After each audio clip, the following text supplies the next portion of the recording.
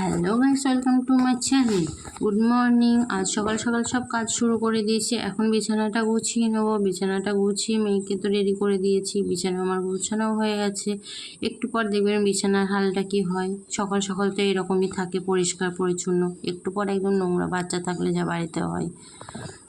এখন আমি ঘরটা ঝাড় দিয়ে নেবো, তারপর জামা কাপড়গুলো রোদে দিয়ে নিয়েছি। আজকে বেশি কিছু রান্না করব না। আজকে ঘরে একটু কচু ছিল, কচু দিয়ে আলু দিয়ে, ভোলা মাছটাও ছিল ঘরে একটু।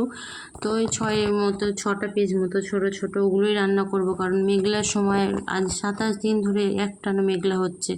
কী কষ্ট, ওই বাচ্চা নিয়ে তো কী কষ্ট দেখেন। সব আমার মেয়ের জামা কাপড় ওগুলো সব রোদে দেওয়া। এখন আমি রান্না বান্না করে নেবো। বর তো বলেছিল কচু দিয়ে পুঁই শাক দিয়ে করতে, কিন্তু পুঁই শাক তখন আমার শাউরি দিইনি, কারণ পুঁই শাকটা শাউরি দিয়ে মাচাই হয়েছে। তাই তো রান্না চাপানো হয়ে গেছে। তখন আমার শাউরি পুঁই শাক দিতে এসেছিলো, তখন কী করবো, পুঁই শাকটা আবার আমি কেটে একটা বক্সে ভরে থুই দিলাম, ফ্রিজে থুই দেবো বলে। এবার আমার খাটের অবস্থাটা একবার দেখেন। এই যে এই মেয়েটা এসে সব লন্ডো ভল্ড বালিশ টালিশ পেতে একাকার করেছে। একটু পর আবার রোদ উঠবে, জামা কাপড়গুলো রোদ উঠেছে বলে জামা কাপড়গুলো আবার রোদে দিতে গিয়েছি। সবাই ভালো থাকবেন, সুস্থ থাকবেন, আর এবং আমার চ্যানেলটা সাবস্ক্রাইব করবেন। বাই।